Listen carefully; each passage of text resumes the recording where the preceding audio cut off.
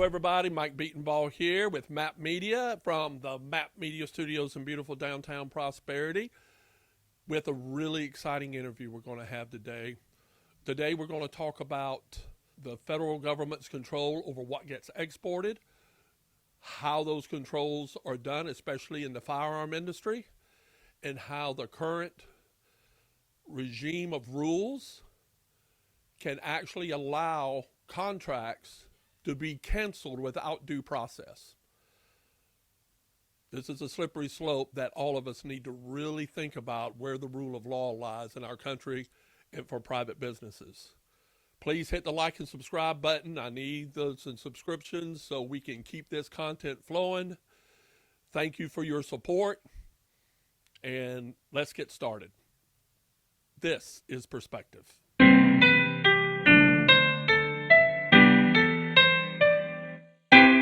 The honor of having with us a fellow member of the Dutch Fork family, descendants of the Germans who used to live here in this area in southern Newberry County, and is now making a lot of noise and a lot of policy issues in the country through his business. Robert Suber. Mike, thank you for having me here today. Thank you very much for coming and sharing the story. But first of all, Robert, introduce everybody and what do you do and what is the business you run? Sure. Well, again, my name's Robert Suber, and as you introduced me, I'm originally here from Newberry County, grew up here through about the first grade and then moved to Columbia and then lived in different parts of the world. I got into the business of export sales. We have a small company in Columbia. We're an export management firm. We manage exports for gun manufacturers, ammunition manufacturers, optics manufacturers, and military equipment manufacturers, some of the big players in the world, and also police equipment manufacturers. Gotcha. Now, when you say optics manufacturers, is it like sights and things like that? Everything from a telescopic sight that you can use for deer hunting to a red dot or a holographic sight for military and government use. Things like that. Correct. Mm-hmm. So explain the system that demands an export. What'd you call yourself? A export management company. A management company. Right. So how does the system of exporting things like that work to where y'all are needed in the niche of the supply chain? That's an excellent question. It's a highly regulated industry. We're just as regulated as banks and similar things. It's not the stuff of movies where you pack up some stuff and ship it out. It just doesn't work like that. Everything is licensed. If you have a screw in the glasses here and the screw is used for eyeglasses, it doesn't need an export license. If that same exact screw goes in a firearm or any other military product, it could be in a circuit board for military hardware, it needs an export license. So you have to know what needs an export license, the regulations and the fines on doing it wrong, besides jail time or hefty, huge fines. So it's a highly regulated industry. This regulated industry requires permission from the U.S. government to export. There's two different levels of export. One is governed by the Department of Commerce, the Bureau of Industry and Security. Mm-hmm. The other level is the Department of Defense Trade Controls, which is part of the U.S. Department of State. And that comes under the control of ITAR, the International Traffic in Arms Regulation. So we have two basic rule books, Bibles, if you will, that regulate everything that we do. And these rule books are constantly changing, which is part of the subject matter of today. Gotcha. So that's great. So what is the history of this type of regulatory regimen? I assume it didn't used to be this way, and it is slowly built up. How was that established that you're dealing with now? Okay, well, it was established before I got into business. I've been in this business for over 35 years. Fell into it much by accident. And what our company does is we're the experts on the exports for smaller companies and large companies that don't do exports every day. We're a specialist. You you need a heart operation, you don't go to Foot doctor, your yeah. foot doctor. Yeah, you go to a specialist, and that's exactly what Right. we do. So And excuse me, your specialization is through the fact that you've been doing it for 35 years. You and know, we've got a team that is world class. Everybody that works for us is super well known in the industry. so if one of these manufacturers want to ship something out, say, I have people that we need to ship stuff to, they go to you to make sure they're legal and things are done properly, and then help expedite it to get out. Correct. Some of the larger companies that do this on an everyday basis, they have their own teams. Just to give you an idea, it requires training, it requires legal, it requires compliance. You have to know your customer, just like the banks do. You have to do your due diligence, Right. and we do all of that as a small company. If you have a small company or a medium-sized company, you're talking about a budget of anywhere from $250,000 up a Right. year just to have people that are skilled in exports. If you make a mistake, the fines are hefty. They used to start at $250,000. Now they're at $500,000. For each mistake. Yes, sir. And a mistake could be putting something wrong on a form. Yes, sir. It could be a mistake putting something wrong on the form. So that's why you should know what you're doing. Yeah. A lot of companies look at us as a facilitator in the sense that we're saving them money because they come to us when they need us and need our services. Um, a lot of other companies come to us for advice, and they have us available when they run into something that's a little bit over their head or they don't feel comfortable with. So, two heads are better than one, three are Right. better than two, and so on and so forth. So that's our niche in this industry. We found this. So we handle the marketing, we handle the logistics. It's not easy to move these things around the world, everything from ammunition to explosives to aircraft bombs. You don't just put them in a FedEx pack and send them Right. out. There are certain restrictions and guidelines for all of this. So are y'all also a wholesaler or just an expediter for a company? Wholesaler is a good word. We do that in a Okay. certain sense. We like to call ourselves a distributor. So you know the ultimate end users that maybe some of these manufacturers don't. Absolutely. Gotcha. We've got a footprint in over 60 countries. We have offices in different parts of the world with direct employees, and we have partners and agents, several in every country. Just about every country you can reel off. So you mentioned, so how many employees do y'all have? What are you looking at? We have about 10 to 12. It fluctuates in Columbia, South Carolina, two in Alpharetta, Georgia, um, two in Bogota, Colombia, two in Santiago, Chile, several in Ecuador, South America, two in the United Kingdom. Oh, wow. Those are direct employees. The rest are associates that are either on a retainer or something like that, not on a salaried basis. So you have a lot of stuff in Central America. Why is there a specific reason you have a focus down there? I lived there for 20 some odd years, and that's Wow. just where we started. So our company is known, our sweet spot, our area of expertise was always initially known as being Latin America, from Texas on down. Gotcha.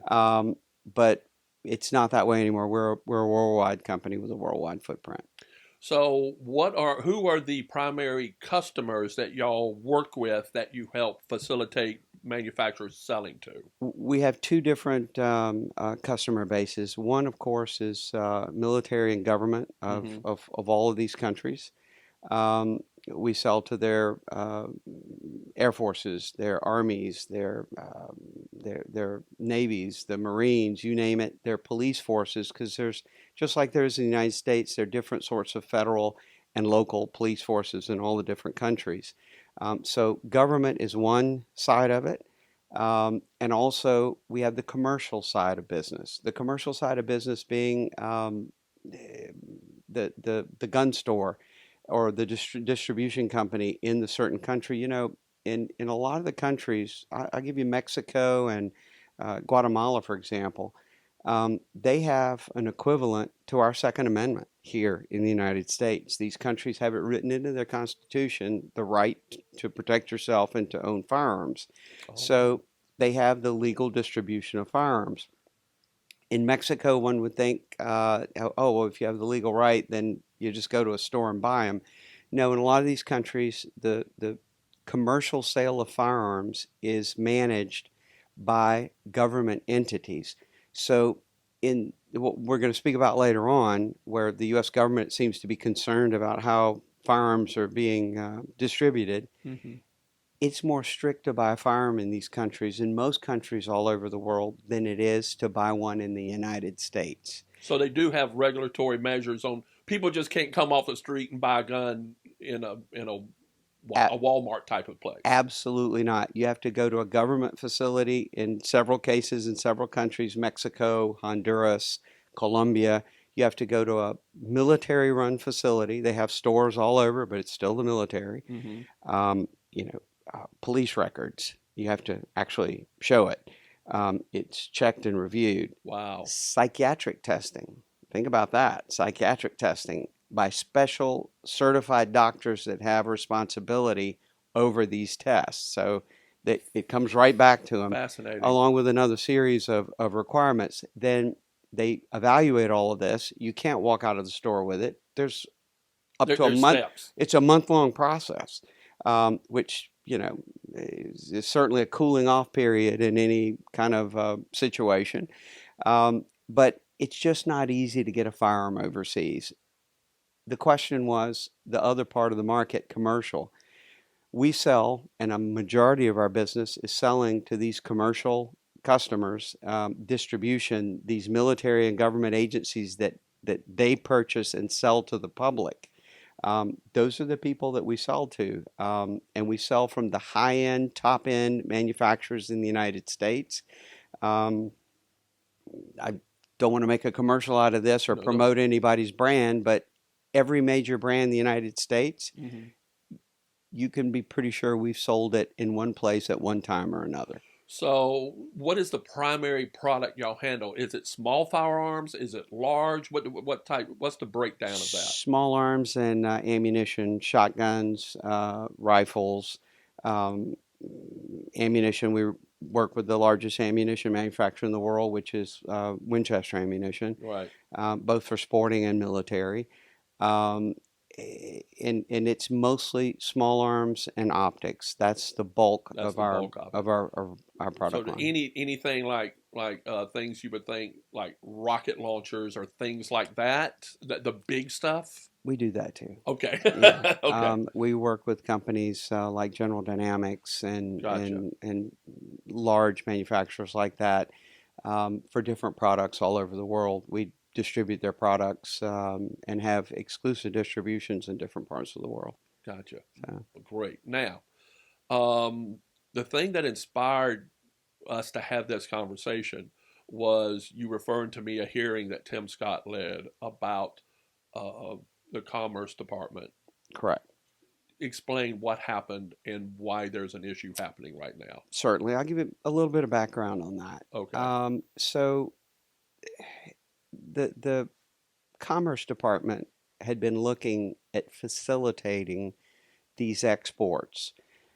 Again, it's not just guns, ammo, that sort of thing that need export licenses. Body armor, if you need body armor, if it's a protective helmet, all of these things are very controlled by the U.S. Department of State, by the International Traffic in Arms Regulation, ITAR.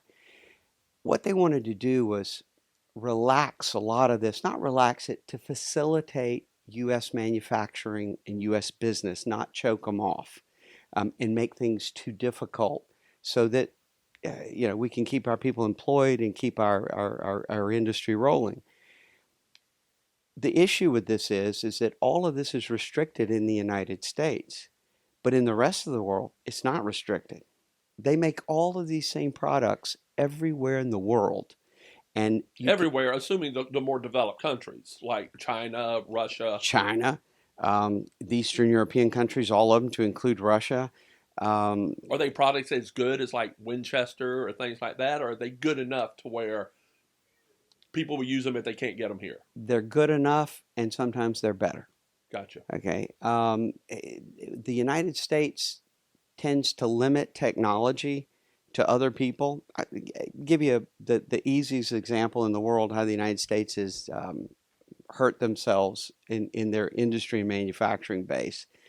Um, Night vision. Night vision is a product that's been out since Vietnam. It started in Vietnam, the Starlight scopes and all of that.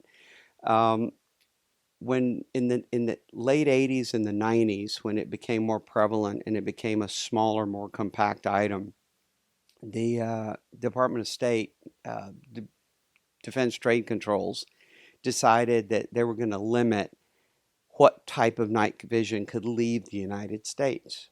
Okay? Assuming it's a priority technology that we want to hold for ourselves. Which at the time it was. Right. All right. And so they came out with this numerical formula. They call it figure merit, which basically was the resolution or how good the tube performed. I like to compare it to horsepower in an engine. They limited exports to a 4-cylinder engine. Okay, where NATO countries and U.S. soldiers could use an 8-cylinder and now even maybe a 12-cylinder engine. Mm-hmm. Okay, well, that was 25 years ago. All right, technology has surpassed that. All right, so today you have the same limitations on exporting night vision from the United States. You can only export something that's a figure of merit of 1680. All right, this just happens to be the number. It's a number. You can buy a figure of merit of 2,200 anywhere in the world. You can go to Cabela's. Mike, you as an individual can go buy one that has a figure of merit of 2,000 plus, and you can buy it, and you can take it deer hunting with you, okay? But you can't export that, all right? So you can buy it over the counter in the United States. All right, you just can't export it. Everybody on the planet, the Chinese, the Russians, the Greeks, the Germans, the Dutch, they all manufacture night vision with that figure of merit, and they've taken the market. Why would you buy an iPhone 1 when you can go to another country and get the latest iPhone 15 with no controls? So the analogy basically is that because it was put into the regulations, a stack of regulations, they just haven't taken it out yet, and it's still sitting there. And they don't plan to take it out. So all of these regulations started early on. I'll go back to the initial question, what started all these changes? To facilitate and to lighten the burden with examples like this, okay? Actually, the Obama administration started with changes in the Commerce Department rules. And then it was finally finished and blessed in the Trump administration. For the purposes of making it easier. Making it easier and favoring U.S. industry and allowing them to be more competitive. Okay, so again, it's important to mention that when we make a sale, we may have the products ready to deliver to you tomorrow. But we can't do that. We have to wait till we get an export license. And then, of course, all of our clients say, and customers and end users say, well, how long is that going to take? I can't tell you how long the U.S. government's going to take to go through all the processes. You used to could give a fairly good estimate. Now it's anybody's guess. It could are we talking months or years? It could be 2 months. It could be 9 months. Wow. We've got a license hung up right now for Kosovo. Kosovo doesn't have a military. They only have a police entity. That's their defense. And of course, they're saber rattling. Serbia and Kosovo are having issues, and the UN is still there. And as soon as the UN leaves... The UN is still there. Oh, the UN is still there. And maintaining the peace. But it's been 8 months, and we don't have a license for ammunition for Kosovo. And this is just for their police force. This is for their police force. Okay, so we don't have an answer to a lot of these things. But going back to the question, the idea was to improve and lighten up these issues to make things easier. Mm-hmm. Instead of getting a license for, if you were going to buy 50 shotguns from me, instead of getting a license for 50 shotguns and every time getting another license for 50 shotguns, you could show me an import permit into your country for 50 shotguns, but you could tell me, Robert, okay, this import permit's for 50 shotguns. Okay, but over the next 4 years, we'll probably bring in 4 times that. So let's do the license for 200 shotguns. The U.S. Department of Commerce allowed to do this, to do blanket licenses.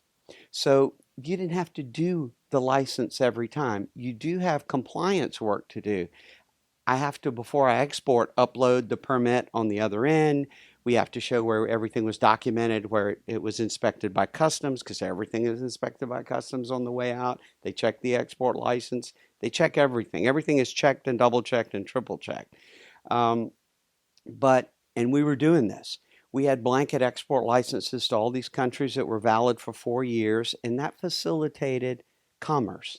Right. It facilitated exports, and it It was allowed. like a fast track system that was It in was a place. fast track system, but it allowed us to be more competitive. So if an end user, a police force, gave us end user certificates from the year before and said, "What next year we're going to order these pistols for our police force. So we're going to go ahead and do this," and we opened the license for a larger number. A company in Europe that says we can deliver in 30 days, well, now we can deliver in 30 days. We can compete one-on-one with other countries and not have the government, ball and chain, holding us back. Right. So the idea was to expedite all of this, and that was actually done. It was done. It took place. It moved a lot of the more controlled items from Department of State down to Commerce. I don't want to say it declassified them, because that's not exactly the right word, but it put them in the Commerce Department purview, so that it was easier and you could get these blanket licenses and all of this. Everybody was on board with this. I mean, it was all fine, okay, and it was all good. Well, the current administration, on October the 27th of 2023, with no warning whatsoever, okay, sent out a notice putting a hold on all export licenses for firearms, ammunition, and optics. Hold on all exports. Export Just license. arbitrarily did it. And not just for government and military and police end users. Everybody. Okay. So that's commercial. That's the gun store in Argentina that people are buying from so they can shoot doves and Everything. everything. They shut it down. So let me ask you something. When the policy was put in place, was it done through legislative lawmaking, vote on the House floor? Negative. It was just done through executive action. It was done through executive action. This is all regulatory.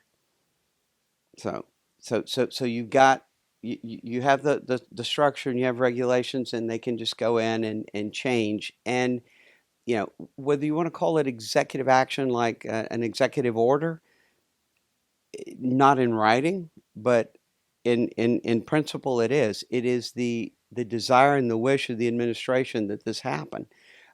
We're very well informed. The industry in the United States, the firearms industry, sporting goods, etc., is a very big industry. It's a huge industry.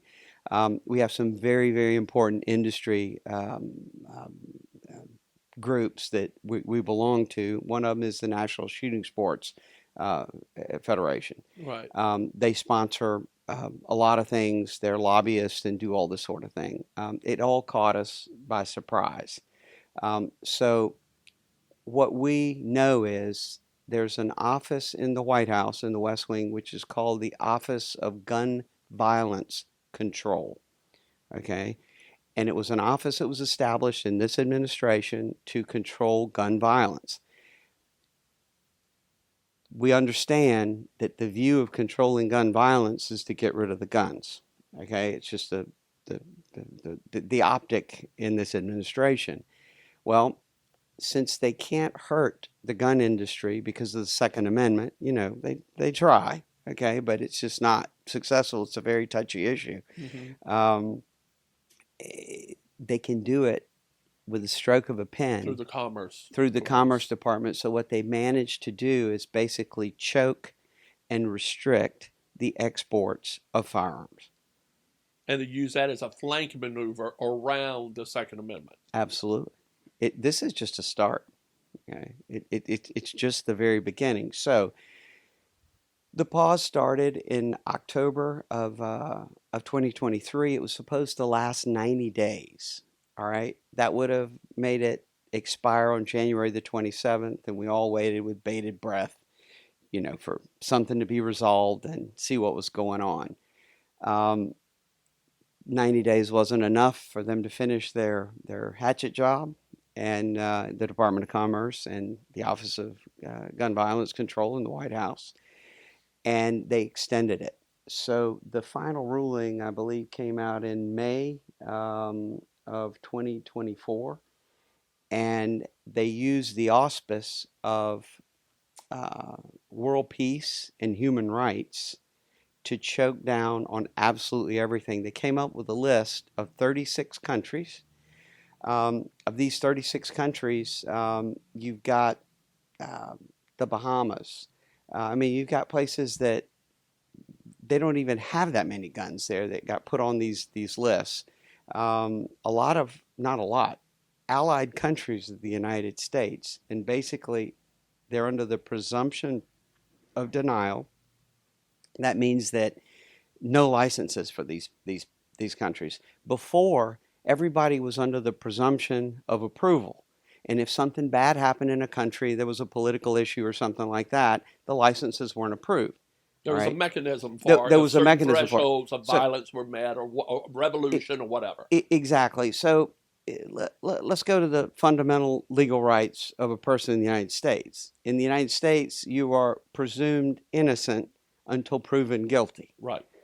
Under this presumption of denial, okay, you're guilty until you can prove yourself worthy of receiving firearms from the United States. Well, the manufacturers are shown guilty of not being able to export until they're shown innocent. They're sending them to the right people, right? Correct. The manufacturers, the employees, the Your people, company, my company, the companies in the freight forwarding businesses, the trucking companies. It's not just the manufacturers they're hurting.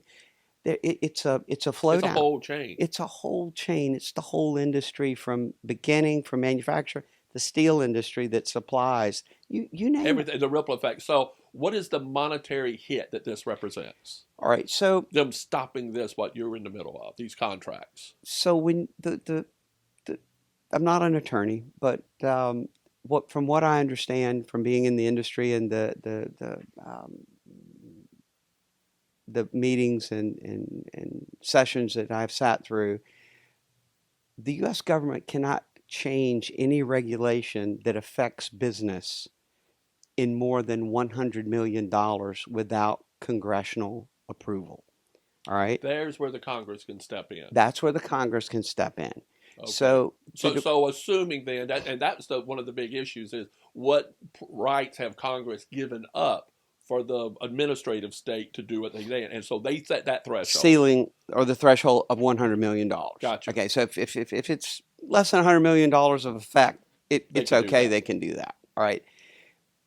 The Department of Commerce and the administration were very disingenuous in the way that they presented the figures as to what the impact of this was going to be. Oh. Okay, so when they came out with their final ruling, and again, we can go down the rabbit hole with the 46 pages of the changes that they did, and they were, I do have to take my hat off to them. If it wasn't a bunch of guys sitting around or ladies making it up, they did it very well. It was a masterful way to slam the door on industry and to hurt U.S. exports. It was done with great attention to detail. Again, you could go over this. Is that something that's publicly available to look at? Absolutely. And can I get a link and we can put it in the comments section? Absolutely. It's in the Federal Register. Okay. And then there's industry analysis of what this means and so on. But again, it all comes back to human rights and now. So how did that figure? How did they? That's important. Let me go back to the economic figures. So they were very disingenuous in the way they presented what the economic impact would be, and they said, "Oh, it's going to be like $50 million." On right after we got back from our July the 4th, go up to the lake weekend, it was the next Monday, my company started to get emails in from the Department of Commerce about all of the existing licenses that we held, licenses that were valid for 2, 3, 4 years, whatever the time period was on them. Um, I think it was about 140, 150 emails that we got saying that license Z12345 has been revoked. A lot of emails. So what Oh we my did was gosh. we had to go back through. They didn't even bother to tell you country, dollar value, none of this. Okay, we did the work. We put everything into a spreadsheet. All right, the license number, the country, the value, the product, the end user, etc. When you totaled up the canceled or revoked licenses for MGS LLC, our company in Columbia, South Carolina, okay, it totaled $71.2 million. Okay, so another company that does exactly what we do, they're located in Maine. We work in different parts of the world, but we're very close. Um, they had 60 some odd $1 million just between two companies. Okay, Now, does that dollar represent just the monies? Does that represent the value of the goods you're shipping also? absolutely. It's the So, value so of the license. okay, It's a hard number. so that's the value of the license to you. But then, what about the manufacturers? Does that include their cost also? It, our margin, you take our margin out of that, Okay, okay, say so it take, does include yeah, everything. say Yeah, take 10%, okay, which is our average margin. And yeah, I that, gotcha. so, so they lied, okay, or they didn't Well, reflect those two add up 100 and 20, 120 right. That's $120 million right there just on two on companies. two companies. Another small company, someone we spoke to, had 4 million, not to include the manufacturers and everybody else. So easily we calculate 5 to 600 million dollars in licenses were canceled, plus the other business that went away. And they know those numbers They do, and because they then have all the paperwork, but they didn't commit to it when they sent you the correct. emails. Our senators and our congressmen, their letters that you can also put on on your webpage, um, they've requested all of this, and you know what answers they've gotten? Nothing. Okay, they've got no answer, no response from the Department of Commerce. They're working on it. Okay, the particular thing that you saw where Senator Scott went to bat for us Yeah, and I was saw this because you sent a link. There was a Senate hearing. there was a Senate hearing, the Senate Banking Committee hearing, where Thea Kendler, who's an Undersecretary of Commerce, a Biden appointee, she's going to the Senate Banking Committee to ask for another $100 million in funding so they can do their job. And that's when Senator Scott brought up and said, "You want more money to damage business in the United States." And so it was a very interesting It exchange. was. We'll put a link of that Yeah. in the because it's like a 2 hour committee hearing. Yeah, but the 6 minutes that's Right, referenced, but yeah, okay, yeah, good, yeah, because you sent that link for yeah, that. yeah. So anyway, that's our situation, Mike. It's a very unusual situation. What we do is legal. What we do is controlled. Um, and here's the sad part. Um, Nobody's saving the world from anything. Okay, what this has managed to do is simply shift the world from buying U.S. products, and now they're buying products from China, from Turkey, from the Czech Republic. I found out last week that a Turkish company stood up a gun manufacturing company in Paraguay, all right, who's now selling into the region. So when there was a gun that popped up or anything anywhere in the world and it had a serial number on it and it was made by a U.S. company, there was uh, uh, there was accountability because there's a chain and you can trace everything. All right, the U.S. just lost control and accountability of anything anywhere in the world. It's absurd. It yeah it. So let me ask you this, because this is one of the other counter things that I want to really address, because we need to dig into that. During that hearing, when Senator Scott was talking to her, what's her name? Thea Kendler. She made a comment that many of these folks in the secret state say, well, Senator, we could talk about this. I don't know what she said, like off camera, Yeah, offline. in private Yeah, quarter. I can yeah. find this stuff and we could talk in your private quarters, insinuating we know things we can't let the public know. Insinuating further, these firearms are getting into the hands of anti-American groups, stuff like that. How do you deal with that sort of stuff? Okay, so I'm sorry for reading my notes, Oh, but please. their reports from 2017 to 2021. Okay, there were 165,874 firearms traced. Of these firearms that were traced, 18,749 were legally exported from the United States. So you're talking about 11% of the firearms that were found outside of the United States were legally exported. Okay, so 89% that were used in whatever illegal activities in another country weren't exported legally anyway, which means they're going to continue to be illegally exported by whatever methodology that was. So you're talking about less than 1% of the 2.7, almost 2.8 million firearms that were lawfully exported out of the United States between 2016 and 2020. Less than 1% had a problem, okay, somewhere in the world. But they're using that 1% to justify Shutting down the whole 99%. shutting down the whole time. Um, they don't mention any other countries that were involved in these illegal exports. I mean, the figures and the facts are there. They just don't look at these figures and facts. We were in uh, with this same lady, Thea Kendler, spoke, and she brought up an example of why we need to do this. There was a firearm exported legally from the United States to Peru. It was a rifle. That rifle was used in Ecuador in October last. I think it was in October, to assassinate a political candidate in Ecuador. One firearm, okay?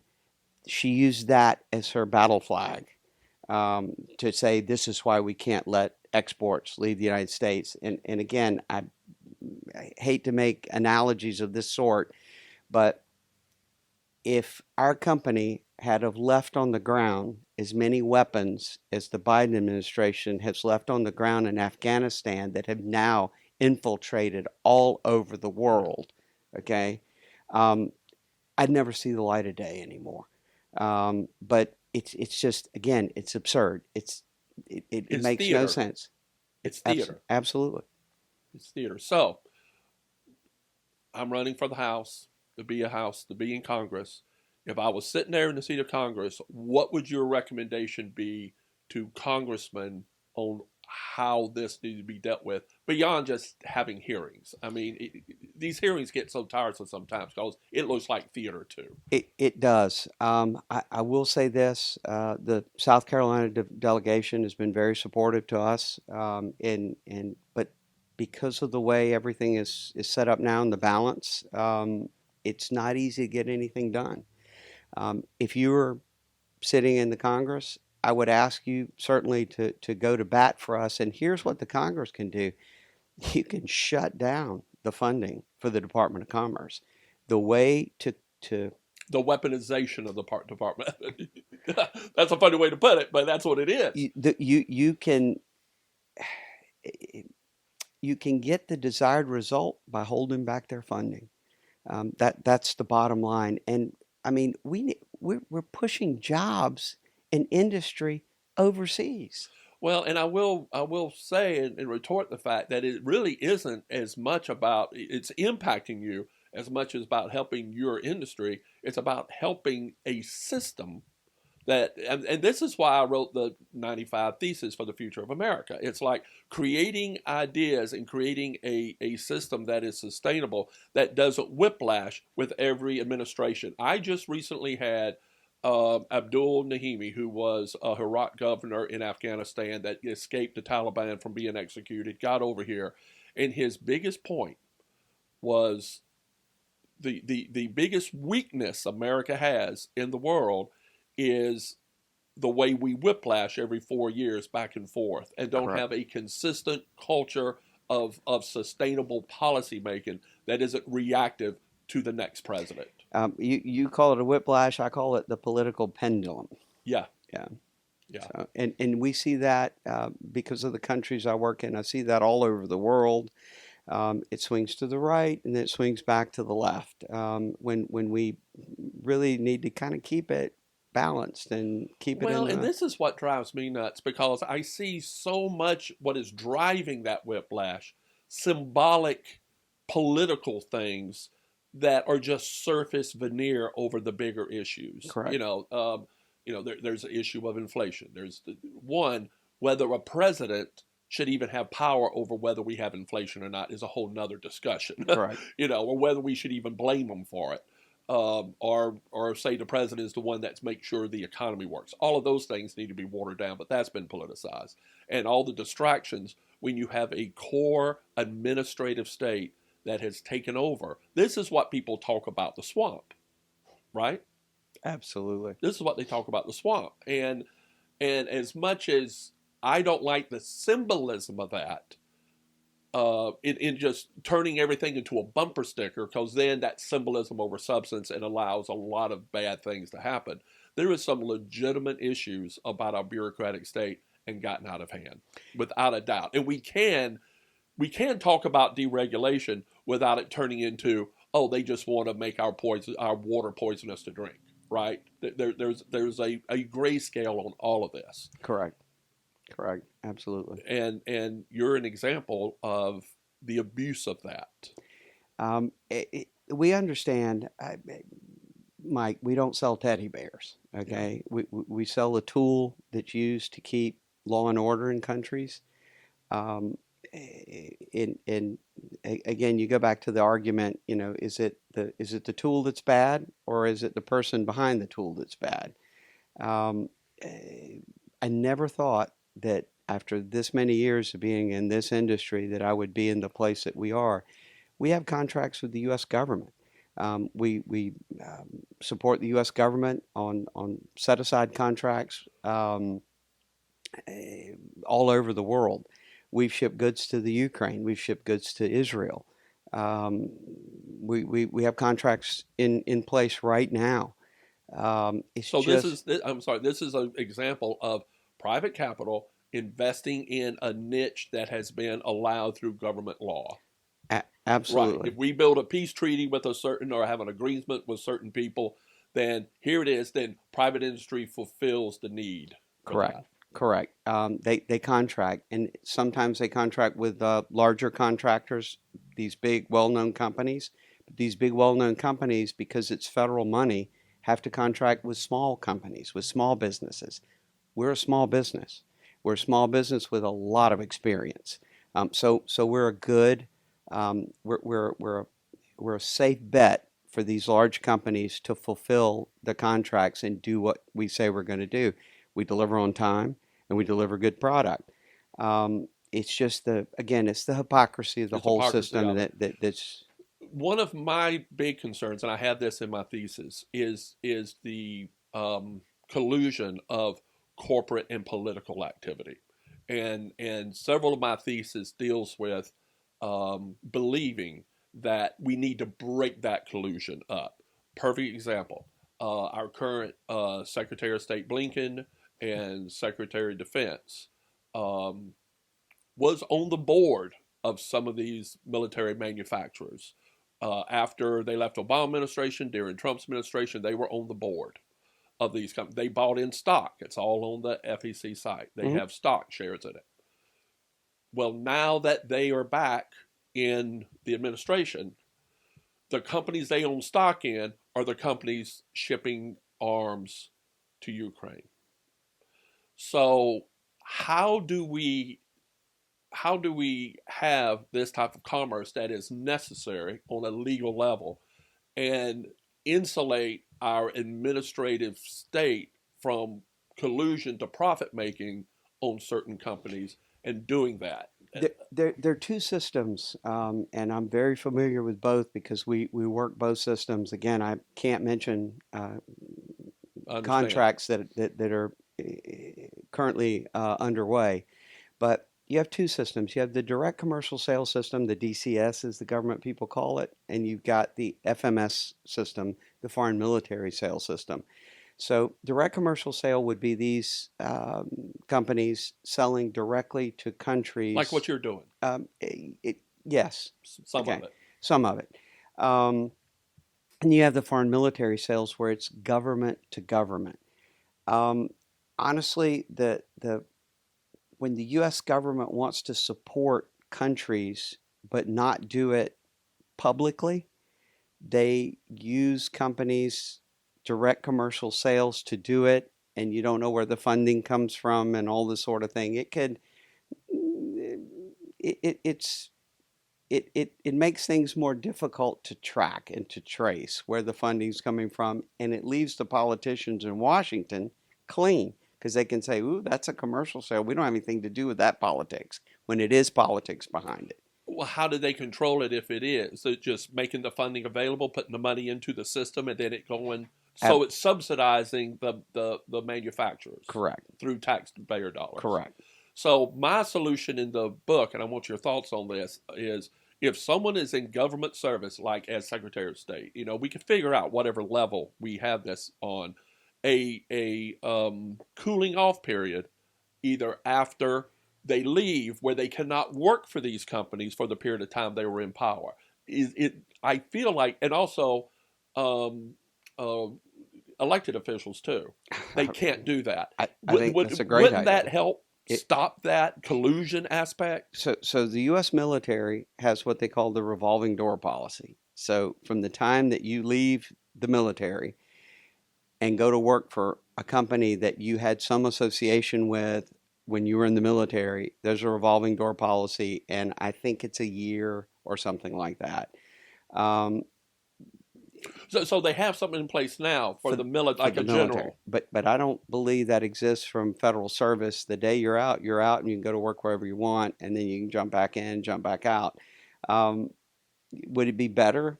And would it be better for the American people if there was a cooling off period or a limitation? Absolutely. I honestly, I don't think that that congressmen should play the stock market either. Well, that's one of my other theses. Okay. My other thesis is if you go into Congress, you should put everything in a blind trust, and it stays there. Whatever you have, you can put it however it goes through your kids, but you cannot trade either at all while you're in Congress. I couldn't agree more. Again, these are all personal opinions, but we have career politicians.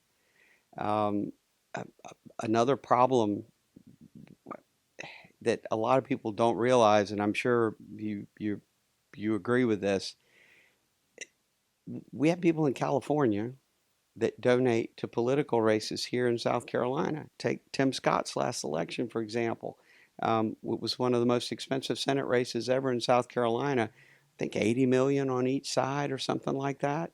And the money came from outside of South Carolina. Why should someone who lives in another state influence what happens here in our state where you and I live, where you and I pay taxes, where we raise our children, okay, and where we go to work every day? It's colonialism in the sense of outside forces coming in and affecting local, and it's parasitic. So that's one of my 40 policy points. The top one is figuring out a way to declare that the only monies a candidate can receive are from those individuals who can vote for them. Amen. And that's it. The only way to really do that legally is to put, and it will take a constitutional amendment for this, but to also put in the difference between personhood and artificial personas, which is corporations, Or which now yeah. there's none. And Right. so, personally, as bad as the Supreme Court decision was on Citizens United, technically they actually got it right because of the precedence of how personhood of corporations and personhood has been merged and allowed. But that could be fixed with that. I think that would do a lot to correct the system. Obviously, term limits. Career politicians go from election to election, and their decisions are motivated by who their donors are. Yeah, So, yeah, it is. Well, being an independent, I don't have much of that motivation. yeah. But yeah, And again, you go back to the founding fathers. That was the original idea. The original idea was you're from Prosperity, South Carolina. You go to Congress for 2 years because that's how long you could leave your family and your farm behind, um, and do your part, do your good, and then come back home. It wasn't for you to move into an apartment in Georgetown or on the hill. Well, and be on the ladder of careerism too, Exactly. because all of a sudden you can join the board of a 501c4 lobbying organization, or you become a pundit on any one of the networks and get good money once you don't get elected. I mean, it is. The other aspect of that, just to talk about some of these policies, and this is one of the ones that's going to be a hard one, but I think it's really important we figure this out, is the representation when the Constitution was first presented and put into law. 35,000 was the constituency for each representative. Right. Now it's 760,000. Right. I don't know where the number is or what could be agreed upon, but I am convinced that number has to come back down. We have to get that down to smaller districts to where there's more responsiveness and less power accumulated by representatives that then make them shift. They all start, oh, wow, I'm here for the people and I believe in term limits. But then they shift, which is why I'm placing upon myself only being up there 2 terms. That's it. Interesting and very admirable. Along the lines of what you just said, I have a very, very dear friend of mine who's running for the state house in New Hampshire. New Hampshire has 430 something, maybe 450 state representatives in the House. Wow, that many. Yes, in that little state. Yes, basically you got one for every small area. So you're very, very, very closely represented on a small number of people. It's a very interesting system in New Hampshire. That's amazing. It would call for the room for the House Representatives to have a lot more seats. Absolutely. But I think the system can handle that. I think it can. We just have to figure out how to make it work. And it makes the representative much more accessible to the people. It does. And regarding term limits, we're shifting on this stuff, but I love talking about it with you because regarding term limits, it might require a constitutional amendment, but I wonder if it could happen with just a rule set in the House. Because the Constitution allows the House to set up the rules as to the activity of the members. I think the House could say, we will not seat anyone in this House after, 4 terms. That's 8 years.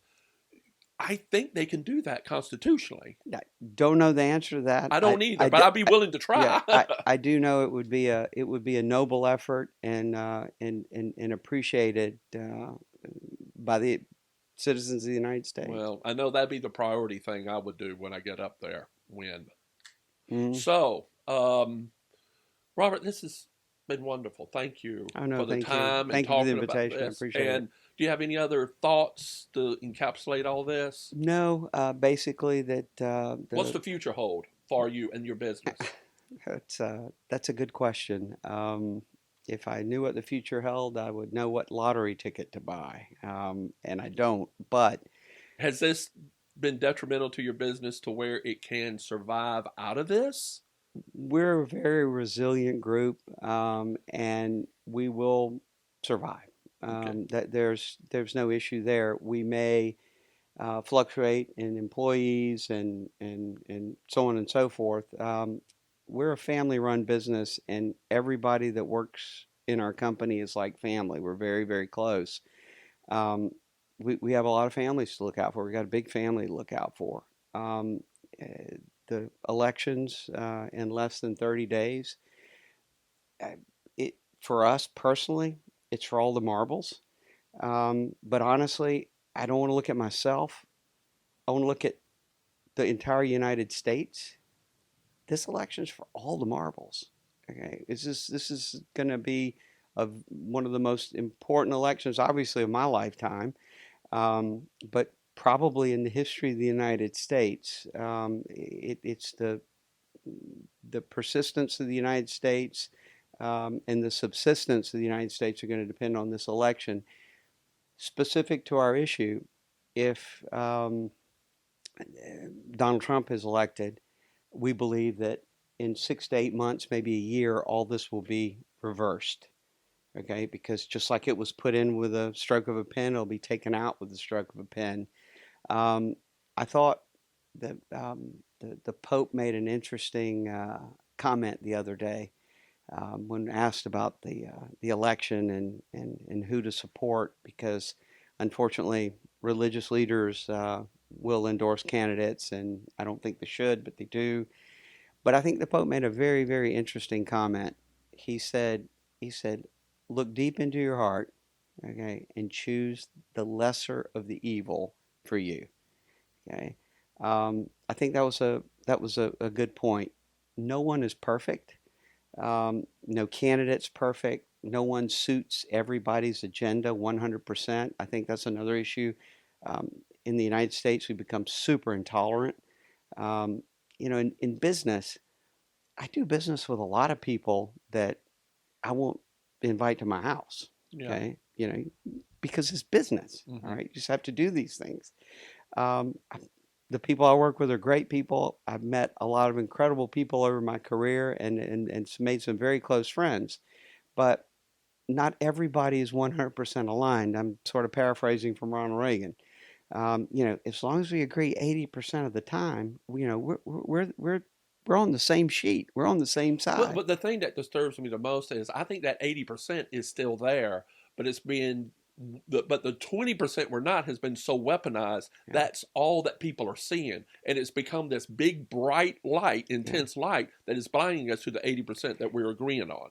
It's the lack of tolerance, and having lived overseas in third world countries for 25 years, okay, where you reach over and you flick on the light switch, and guess what? The lights don't come on, and it's not because it was just a Oh, hurricane, okay? It's because there are no lights, okay? Their energy's cut off. yeah, I You was in Russia in 1990, uh, and there was a 2 hour period where we had hot water for the shower. exa- some places they only have water 3 days a week. You have to fill up the cistern. All these sorts of things. The United States, on a general whole, they seem to be very accustomed to the good life, okay? Until you've seen some hardship or seen how people live in other places, um, it would be a good dose of humility for a lot of people to learn other things. The reason we're getting flooded by immigrants coming over the southern border and the northern border, and there was um, they took advantage during the hurricane in Florida, and a boat landed last night or this morning with illegals on it from Haiti and the DR and so on. Um, they're coming here because this is a great country. Yeah, There's opportunity here. Okay, if it was great where they live, they they would wouldn't they, come. they wouldn't come. People vote with their feet. Yeah, Okay, yeah. um, we need to take care of our own people in the United States. We need to, yes, you need to take care of your family first, and then you go out from the family. Well, in the United States, we are a family. We need to take care of our family first, and then we can take care of the sick and the tired and the hungry and, Yeah. and, and, and all this sort of thing. Yeah, I visited the border, and I'm proud to actually have my independent candidacy endorsed by Sheriff Roy Boyd of Mhm. the Operation Lone Star Task Force, and um, the complexities of the border are just absolutely astronomical, and most of it has to deal with cartel control and all of those things of how they're. He even told me, he said, we don't have an immigration problem, we have a human trafficking problem of indentured servitude that is bleeding these people that are being, some of them pushed over. Absolutely. And making money off of them. Which is a whole nother thing. Regarding the politics of the presidential race, I see myself as an independent, and I am very secular when it comes to whoever becomes president. I really don't care who you're voting for, not because I don't care about who the president could be, but I see the false symbolism on both sides, which is why I'm an independent.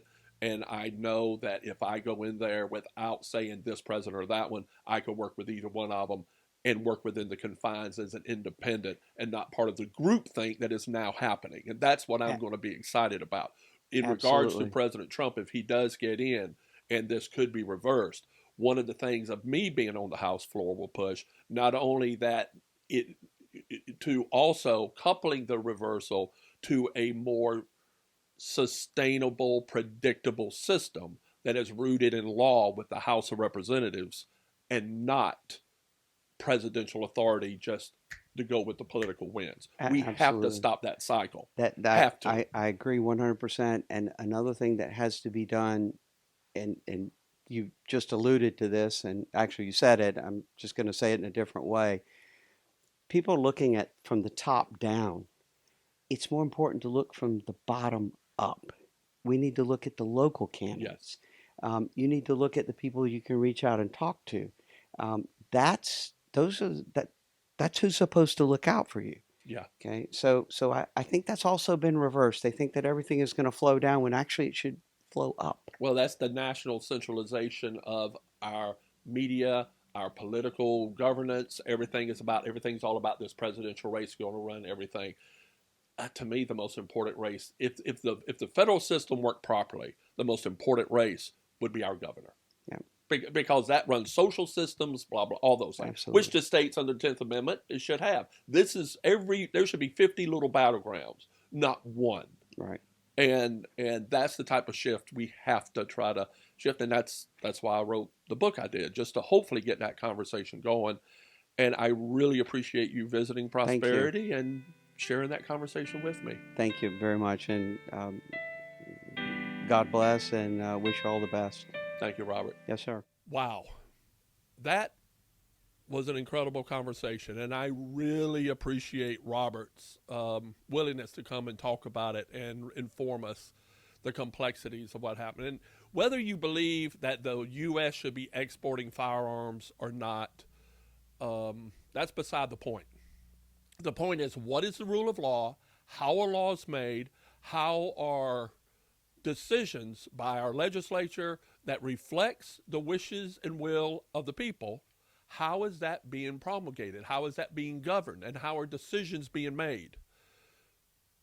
We have to figure this out so that things just aren't done on a whim or the whiplash or from one president's administration to another. This is not how our nation was originally intended to act. The system has been corrupted. We have to deal with this. So I appreciate it. Please leave your comments below what you think. And please subscribe so we can keep this content going. And thank you for your support. So always remember, place, purpose, preservation, liberty, independence, and service. Take care.